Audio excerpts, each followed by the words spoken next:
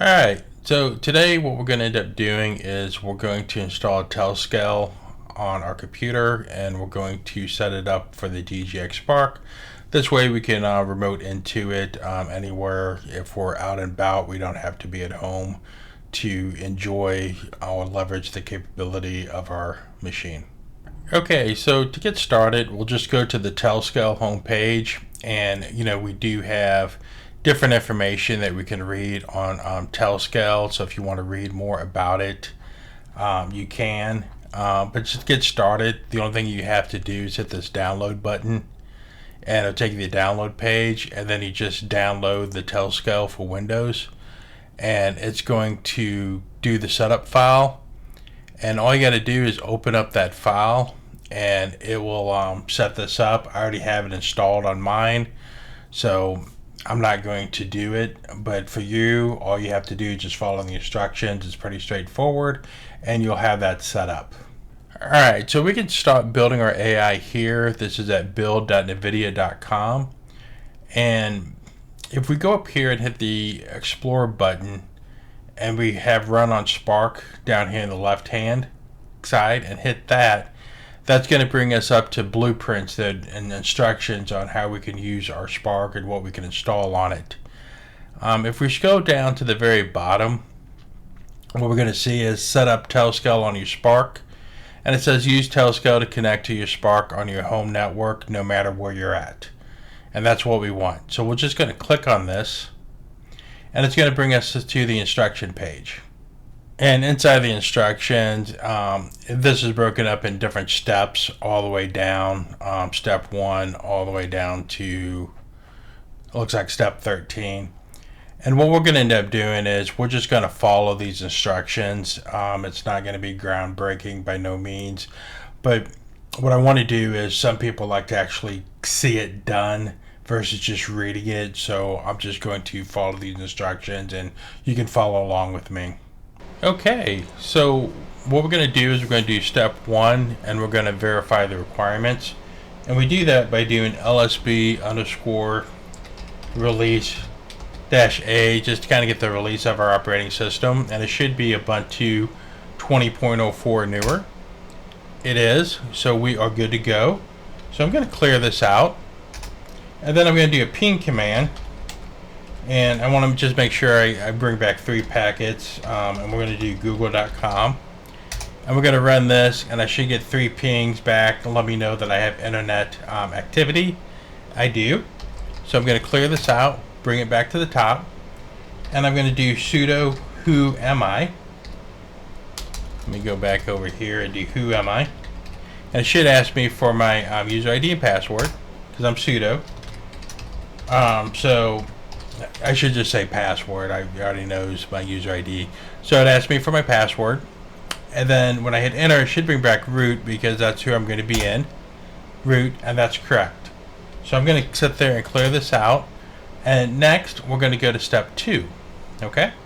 In step 2, it's going to make sure that my SSH is running. So I can do system ctl status SSH -- no -pager, and we have it up there, and it looks like everything is running. So it's loaded, it's active, so we are good to go. So I'm going to clear this out and bring it back up to the top. Now, if this wasn't installed, and again, we already installed this probably in a previous video, but we can go in there and we do the sudo apt install -y open ssh.server, and then we do the sudo systemctl enable ssh --now --no -pager, and then we can go back and verify that it's running. But since it's already running, we can go all the way up to step 3. Okay, so here we are in step 3, and it says like sudo apt update, and that way I can sit there and update the package list. What I'm going to end up doing though is I'm going to add the and sign behind that, and then I'm also going to do a sudo apt upgrade.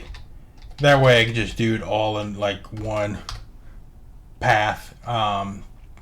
Just to me, it's like better practice to do it this way. That way I do the update and the upgrade at the same time. And I'll hit enter and kind of let everything kind of go through. It said, like up there, you probably missed it. It said I had like 100 on some odd updates.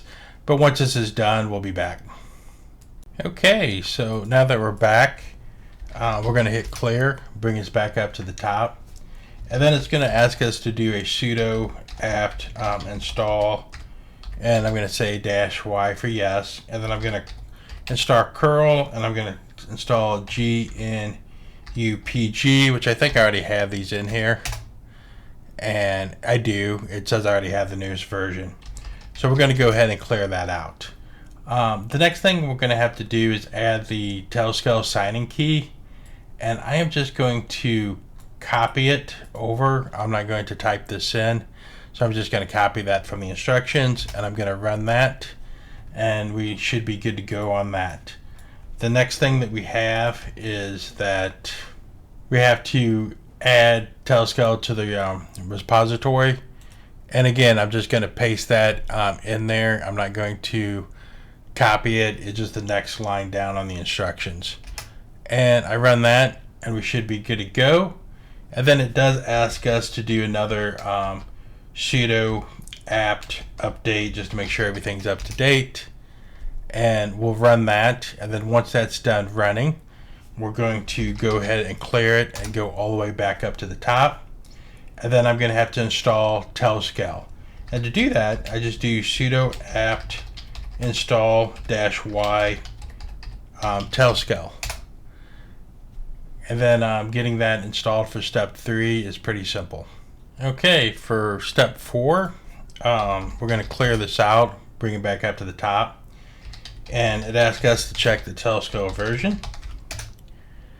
And there it is. We got the version that's in there. And I'm going to clear this out. And then we're going to check the server status. So we do the systemctl status. And then we're going to do the Tailscale. No pager. Oh, I misspelled status, so let me go fix that. And I just hit the up key just to kind of bring back my last command. And everything looks up and running. So I'm going to go ahead and clear this out. Okay, so now what it says that I need to run step 5, which is basically sudo Tailscale up, just to make sure that we have this up. And it says to authenticate, visit this site here. So I am going to go in and visit that site. It's going to bring me up this window here. And I'm going to sign in with my Google. You might sign in with other information, but I am going to sign in with my Google account. Okay? Alright, so I signed in, and what it says is success, and then it brings me into my Tailscale. So I have my Tailscale over here, and I have the different stuff that's kind of connected. Obviously, I'm going to blur this out for you guys can't see it, but it kind of gives you an idea that says, hey, you know what, I do have my stuff connected, so it looks like it's working as it should. Okay, so if I bring back over these instructions, we have it on step 6, install Tailscale on your client device. And you know, if we go down here, if you're doing Linux, you just kind of follow these instructions down here. Mac, you have the website, same thing on Windows. Again, you know, if I click on this, we have download Tailscale for Windows, and I kind of showed you this like earlier in the video that you can just kind of install it. I already had it set up. It's pretty straightforward. I don't think that I need to do a deep dive on Tailscale because the harder part was just kind of getting the Spark connected to it. Okay, so next on step 7, connect client devices to the Tailnet. You know, we really already did that. We really don't need to do that again. I'm talking about that just kind of like logging in.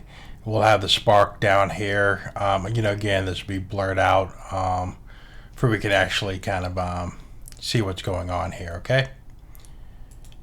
And then verify network connectivity. We can do Tailscale status, and we can kind of ping the Spark host name. We can do that. So let's kind of just do the status real quick, and then we can just sit there and say, hey, I'm going to run the status. And, it has it in there. It has my different stuff that I have. So I know that I'm on my Tailscale because of what I'm seeing here. I see the different IPs and I see the different names up here. So I do know that that's working. So I'm going to go ahead and clear this out. And then I'm going to just do Tailsping. And then I'm going to do my Mad Spark, and then again, it's my local Tailscale IP, so I know that it's working.